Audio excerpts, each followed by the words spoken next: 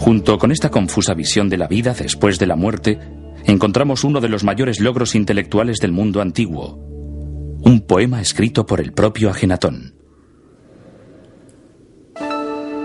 Tu nacimiento al amanecer es espléndido, oh Atón, creador de la vida. Cuando apareces por el este, llenas todas las tierras con tu belleza. Eres hermoso, grande, radiante.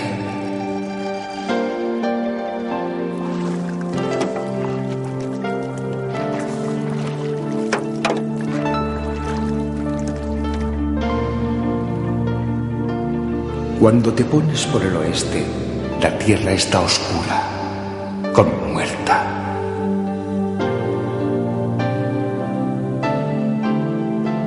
Todos los leones salen de su guarida, las serpientes muerden, la noche acecha, la tierra queda silenciosa, mientras su creador reposa en la oscuridad.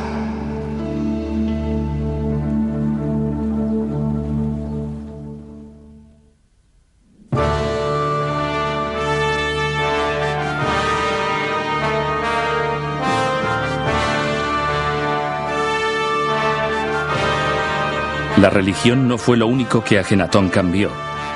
1000 años de arte desaparecieron repentinamente. Antes de Ajenatón, el arte egipcio apenas había cambiado a lo largo de los siglos.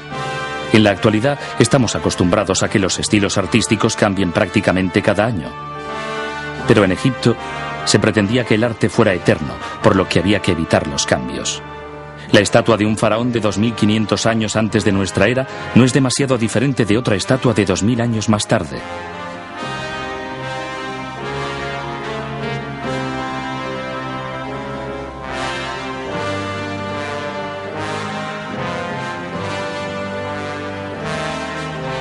Sin embargo, Ajenatón decidió cambiarlo todo.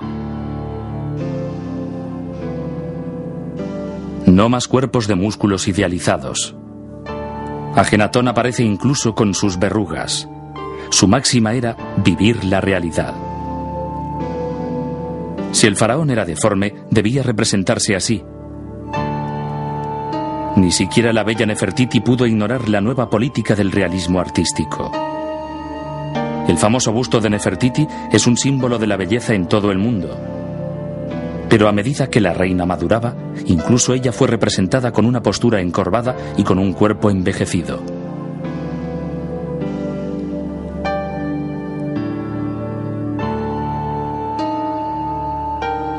Se puso de moda mostrar a toda la familia real con cabezas alargadas.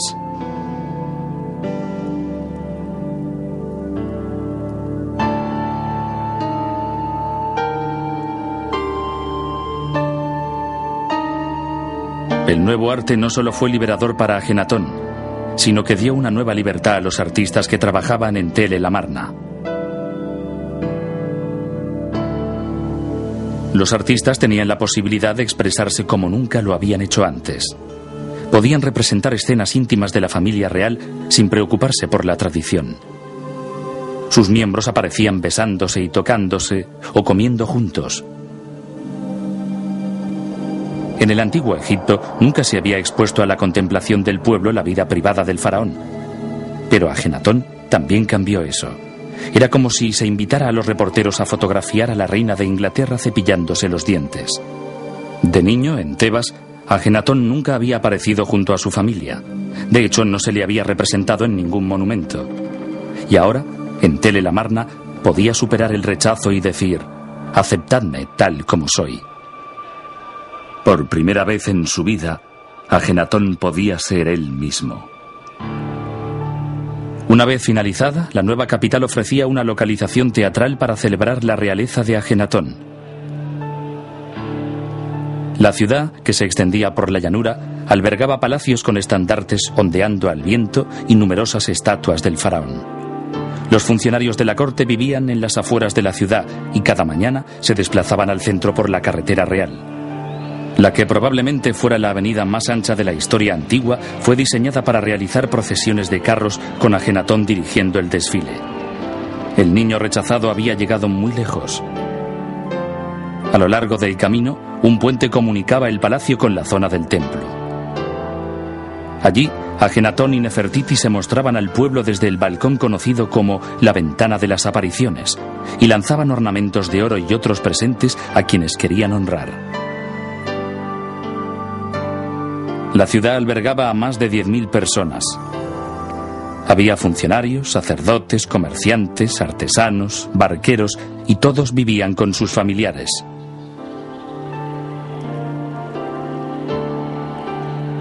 Debían de estar encantados con sus nuevas vidas, sus nuevas casas, sus nuevos principios. Ajenatón intentaba crear una utopía, pero no todos eran felices. El faraón se deleitaba con el calor del sol, pero algunos embajadores de naciones extranjeras regresaban a su país con quemaduras. El rey de Asiria escribió a Ajenatón: ¿por qué mis mensajeros tienen que esperar al sol? Con ese sol tan fuerte morirán. Si al rey le complace permanecer bajo el sol, que lo haga y muera de calor.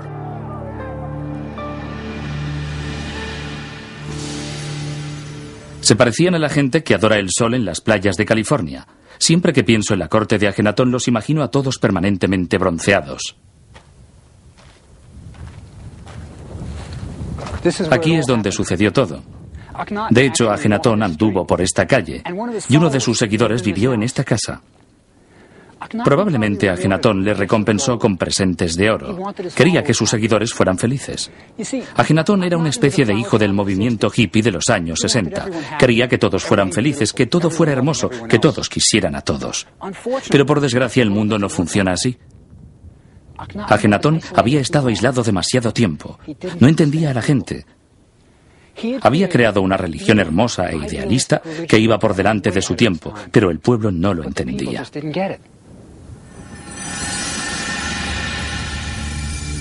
Estaban acostumbrados a los dioses que podían ver grabados en piedra. Dioses con hermosos cuerpos de hombres y mujeres y cabezas de animales.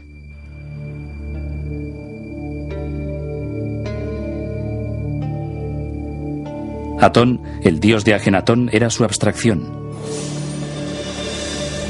Era el principio básico del universo, la luz. Pero los súbditos de Ajenatón no podían entenderlo. No era un dios en el que pudieran confiar en tiempos de privaciones. Además, había un elitismo que debió de confundir a los posibles adoradores del disco solar. Atón nunca extendió sus rayos sobre ellos, solo lo hacía sobre la familia real. Atón era el dios personal de Ajenatón y apoyaba al rey y le profesaba un amor incondicional. Quizá sustituía al padre que le había abandonado. Pero los únicos que adoraban a Atón eran el faraón y su familia. Todos los demás tenían que conformarse con la luz que se reflejaba en Ajenatón. Era casi como si la nueva religión tuviera dos sistemas, el sistema plebeyo y el sistema real. En su ciudad sagrada del desierto, Ajenatón estaba muy lejos del sufrimiento que había experimentado durante su infancia en Tebas. Pero también estaba alejado de la realidad. En el paraíso había problemas. Egipto se moría. Durante más de 10 años, Ajenatón había vivido en su amada capital con el pensamiento fijo en la religión y en su dios personal, Atón. Pero nadie se había ocupado del país. Era como si el zar de todas las Rusias hubiera trasladado la capital a Siberia y se hubiera puesto a escribir poesía. El ejército egipcio, que una vez había sido muy poderoso, estaba debilitado. Los países extranjeros ya no mandaban tributos, y desde los remotos puestos de Siria y Líbano, los embajadores de Egipto escribían al rey diciendo que ya no se les temía. Las cartas de uno de sus leales príncipes, Ribadi, hablan de la falta de respeto que tenían tanto por Ajenatón como por él mismo. Desde su fortificada posición, Ribadi se lamentaba: han conspirado entre ellos, y eso me hace temer que no haya hombre capaz de rescatarme de sus manos. Me siento como un pájaro atrapado en una red. Hay que tener presente lo aislado que estaba Ribadi. Para que las tropas egipcias llegaran a él, tenían que avanzar a través de Gaza y Canaán en dirección al valle de Bekaa, en Siria, y después hacia el norte. Ese territorio siempre fue hostil.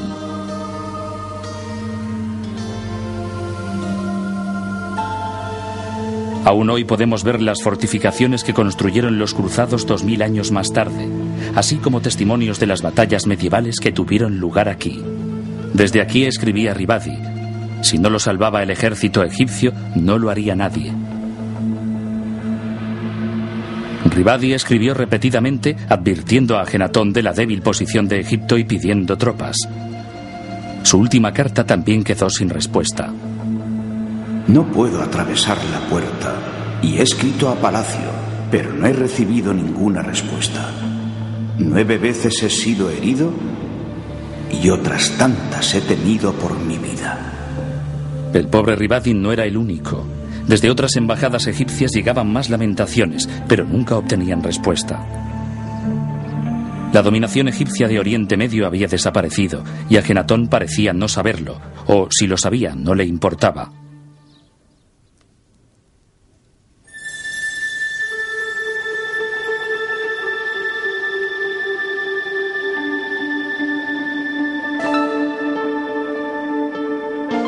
Apartado de los problemas de Egipto y quizás inmerso en su propia realidad, Ajenatón debía ser muy feliz con su nuevo dios, su nueva familia y su nueva ciudad. Pero después de 14 años de matrimonio, su hermosa mujer y compañera Nefertiti murió. Su otra esposa, Quilla, también había muerto, de modo que no tenía ninguna mujer junto a él. Ajenatón había crecido entre mujeres, sus 4 hermanas y su poderosa madre, la reina Ti. Nefertiti siempre había permanecido a su lado compartiendo sus sueños. Quilla, su hermosa esposa menor, también fue importante para él. Incluso tuvo su propio templo. Ahora ambas esposas habían muerto y Ajenatón estaba solo. El gran experimento del desierto estaba a punto de terminar. A los 17 años de reinado, con solo 30 años de edad, Ajenatón murió y desapareció de la historia. ¿Sabremos alguna vez qué pasó en Tel el Amarna?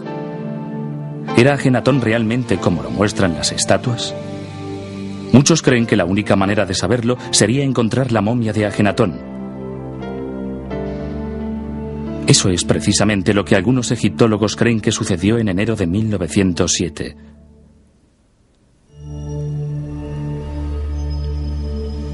De todas las momias reales encontradas, ninguna provocó tanta polémica como la hallada en la tumba 55 del Valle de los Reyes. A principios de siglo, Theodore Davis, un acaudalado norteamericano que excavaba en Egipto, descubrió una tumba en la que se había vuelto a enterrar un sarcófago del período amarniense. La tumba estaba inacabada y el entierro había sido precipitado. Contra un muro y en el suelo había paneles de madera dorada, y en ellos aparecía la dañada imagen de Ajenatón adorando al disco solar y el nombre de la reina Ti.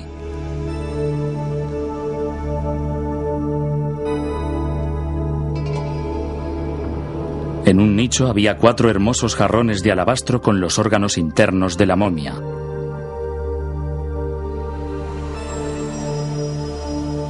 En el suelo yacía un sarcófago que, a pesar de estar muy deteriorado, todavía conservaba restos de su pasada belleza. Estaba hecho con miles de incrustaciones de joyas y piedras semipreciosas en forma de alas protectoras. Sin embargo, los cartuchos que contenían el nombre del ocupante estaban destrozados. Todos los que participaban en la excavación de la tumba creían que serían capaces de identificar a la momia que había en el sarcófago una vez que hubieran levantado la tapa y examinado el cuerpo y las inscripciones de las vendas o de las joyas. Cuando llegó el día de desenvolverla, todos los presentes eran conscientes de la importancia histórica de aquel hecho. Iban a ser los primeros que, después de más de 3000 años, verían la cara de un rey o una reina de Egipto. Cuando apartaron la tapa del sarcófago, apareció una momia envuelta en láminas de oro. Pero cuando se disponían a desenvolverla, ocurrió algo que parecía propio de una película de terror. En cuanto la tocaron, se convirtió en polvo, dejando a los excavadores con un montón de huesos desarticulados en el fondo del sarcófago. Pero debajo del esqueleto, la última lámina de oro parecía tener el nombre de Ajenatón escrito en ella. La pelvis era ancha, como la de una mujer, y Ajenatón siempre había aparecido en sus estatuas con una pelvis ancha, y la cabeza era alargada, como la de Ajenatón. Todo parecía encajar perfectamente. Algunos de los presentes estaban completamente convencidos de que habían encontrado la momia de Ajenatón. Pero hoy, la identidad de la momia de la tumba 55 sigue siendo un misterio. Quizá la respuesta a por qué Ajenatón y la familia real siempre se representaban deformes esté en manos de un grupo de científicos que trabajan en una enfermedad conocida como el síndrome de Marfan, un defecto genético que daña al tejido conectivo del cuerpo. Probablemente Abraham Lincoln padecía el síndrome de Marfan. Algunos de los síntomas son el rostro alargado, la barbilla prominente, los dedos de pies y manos largos y finos y una forma especial de los ojos. Esto recuerda a cierto faraón, ¿verdad? Y si Ajenatón padecía este defecto genético, sus hijas tenían un 50% de posibilidades de heredarlo. Eso podría explicar por qué todos presentaban síntomas similares.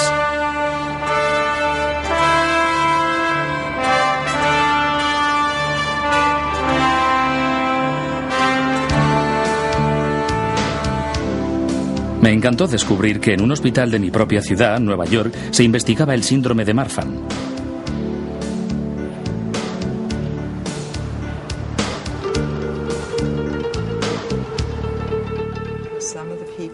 La doctora Jessica Davis es una de las más conocidas expertas del mundo en este síndrome. Este es nuestro paciente. Permítame preguntarle... Le reconozco. Ahora incluso yo sé quién es. ¿Hay algún rasgo que pudiera sugerirle el síndrome de Marfan si este hombre entrara en su consulta? Creo que los datos más indicativos son el rostro alargado. Esa cara tan larga, pero también se trata de un individuo guapo. Y estas son dos cosas que tendría muy en cuenta a la hora de observar a alguien que presenta esencialmente unos rasgos regulares, además de un rostro alargado y estrecho. Pero el diagnóstico del síndrome de Marfan no dependería en realidad del aspecto facial. Sí. Así que creo que es importante decir que hay gente normal que tiene el síndrome de Marfan. Gente cuyos rasgos faciales son normales, solo parecen algo góticos y más clásicos. El arte típico del período nos muestra las manos alargadas. Y permítame mostrarle una auténtica exageración. Se trata de una mano completamente anormal. Me refiero a los dedos. ¿Hay alguna relación entre los dedos largos y el síndrome de Marfan? Esta elegantísima extremidad ciertamente indicaría un desorden subyacente del tejido conectivo, igual que estos larguísimos dedos. Y aquí podemos ver que tenía esta parte ligeramente dislocada, parece flexible. Permítame mostrarle un pie. Ante todo, vemos que se trata de unas extremidades muy delgadas. Si la mano y el brazo eran indicativos, el tobillo también lo es. Y aquí tenemos un larguísimo y elegante pie con largos dedos.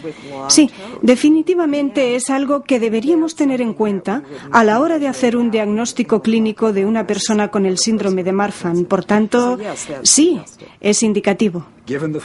Con este rostro, estas manos, estos pies, este cuerpo y la estructura del esqueleto, ¿enviaría a este hombre a que le hicieran un diagnóstico del síndrome de Marfan? ¿Lo haría? Le haría un ecocardiograma. Sí, seguramente lo haría. Es decir, creo que se trata de una historia fascinante y la tesis y la hipótesis merecen ser estudiadas.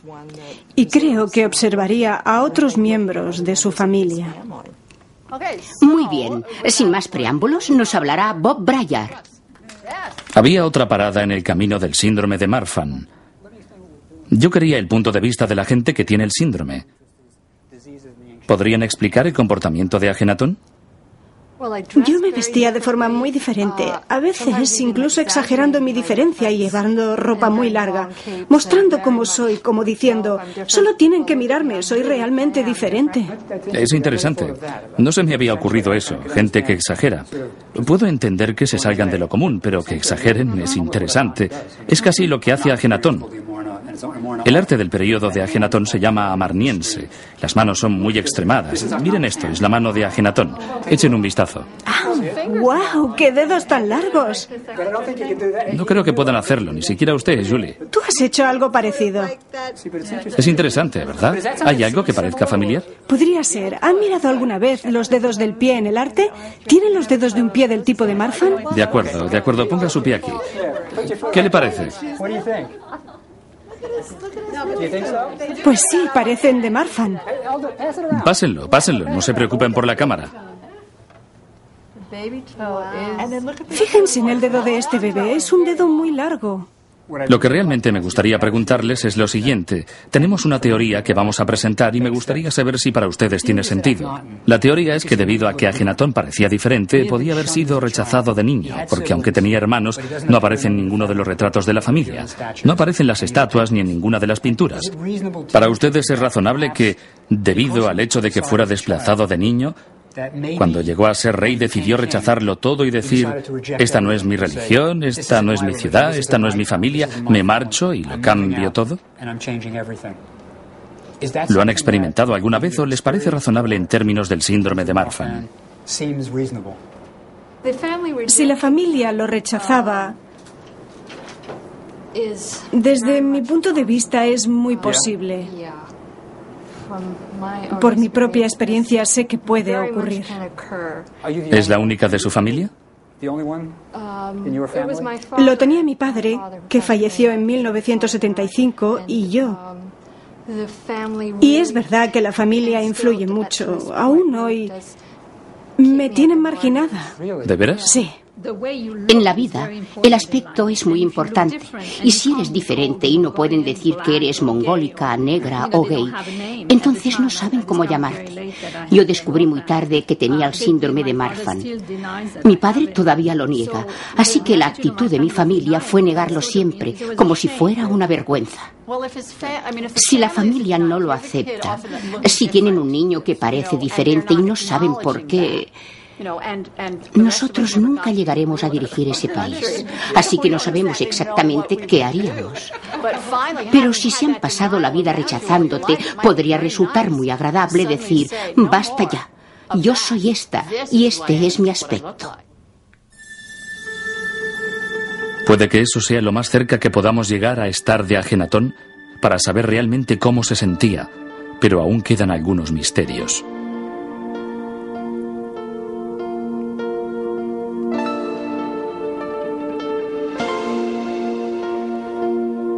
Incluso en la muerte, Ajenatón se rebeló contra las tradiciones de Egipto, rechazando ser enterrado en el lugar donde descansaban sus ancestros.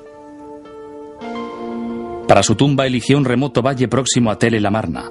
Se parece al Valle de los Reyes donde fue enterrado su padre. Quizás el niño que llevaba dentro aún buscaba la aceptación. En su tumba iba a descansar el pensador religioso más original que el mundo antiguo había visto jamás.